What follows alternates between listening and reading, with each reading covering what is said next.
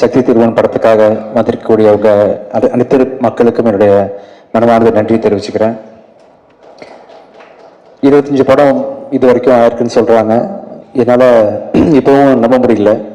இப்போ தான் ஜீவா சங்கரோட டைரக்ஷனில் நான் படம் ஷூட்டிங் ஆரம்பித்த மாதிரி இருக்குது. நேற்று சட்டுன்னு பார்த்தா 25 படம். ஆக்சுவலி இந்த 25 படத்தோட கவுண்ட் வந்து பார்த்தீங்கன்னா ஃபுல்லாக ஹீரோ நடித்த படத்தெல்லாம் சேர்க்கல. அவங்க அந்த கிழக்கு கடற்கரை சாலையை பார்த்துருக்கீங்களா? நான் ப்ரொஃபஸராக ஆக்ட் பண்ணியிருப்பேன்ல, பார்த்துருக்கீங்கல்ல? ஆமாம். அந்த படம் ஆர்ட் ஸ்டுடியோவில் அப்பேர் பண்ணது, சாந்தனு படத்தில் நான் கெஸ்ட் ரோல் பண்ணது, சின்ன சின்ன படங்களில் நடித்த கெஸ்ட் பெர்ஃபார்மன்ஸ்லாம் சேர்த்து 25 கவுண்ட் வந்திருக்கு.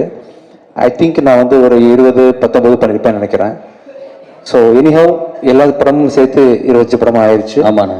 அது 25வது படம் வந்து உங்கள் படமாக இருக்கும்னு சொல்லிட்டு நான் கண்டிப்பாக கனவு கூட நினச்சி பார்க்கல பிரபு.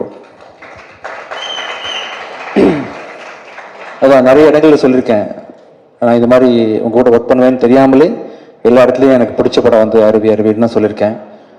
அந்த மலைப்பு போகாத அளவுக்கு வாழும் ஒரு ஒண்டர்ஃபுல்லாக பண்ணியிருந்தீங்க. ஒரு நாள் நான் வீட்டில் இருக்கும்போது மெசேஜ் வந்துச்சு. ஆக்சுவலாக அருண் பிரபு கிட்டேருந்து உங்களை பார்க்கணும் சார், உங்க கூட படம் பண்ணணும்னு சொல்லிட்டு. சத்தியமாக நம்பவே இல்லை பிரபு, நீங்கள் எனக்கு தான் மெசேஜ் பண்ணீங்கன்னு. விஜய் தேவரை கொண்டா சில இன்டர்வியூவில் சொல்லியிருக்காரு, மச்சான் வா படம் பண்ணலாம் அப்படின்னு கேட்கும்போது, இல்லை மச்சான் நான் வரேன் மச்சான்னு சொல்லியிருப்பீங்க. நீங்கள் தான் வந்து பிஸியாக இருக்கேன், இல்லை அந்த கதை மேட்ச் ஆகலைன்ற மாதிரி உங்கள் பதிலெலாம் சொல்லியிருக்கீங்க. ஒருவேளை விஜய் தேவரை கொண்டு அவருக்கு போகிற மெசேஜ் எனக்கு தெரியாமல் போட்டிங்களோன்னு நினச்சி பார்த்தேன்.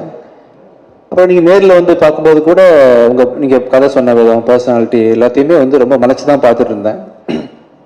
நீங்கள் வர்றதுக்கு முன்னாடியே வந்து இந்த படத்தை பண்ணிடணுன்ற முடிவோட தான் மீட் பண்ணேன். ஸோ ஃபர்ஸ்ட் ஆஃப் கேட்ட உடனே நம்ம வரும்போதே முடிவு பண்ணிட்டேன். ஆனால் அது பயங்கர செலவாகும் போல் இருக்கு, பட் என்ன பண்ணுறது, அருண் பிரபு கேட்டார் பண்ணிடலான்னு சொல்லிட்டு கதையும் வேறு லெவலில் இருந்துச்சு.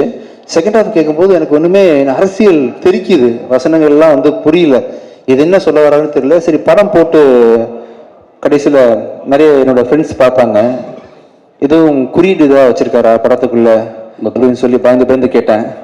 குறியீடு இல்லை சார், டைரக்டாக சொல்லியிருக்காரு, நேராக தெரிக்குது, உங்கள் நிலைமை என்ன ஆகும்னு தெரியல இந்த படத்துக்கு அப்புறம்னு சொல்லிட்டு என் ஃப்ரெண்ட்ஸ்லாம் சொன்னாங்க.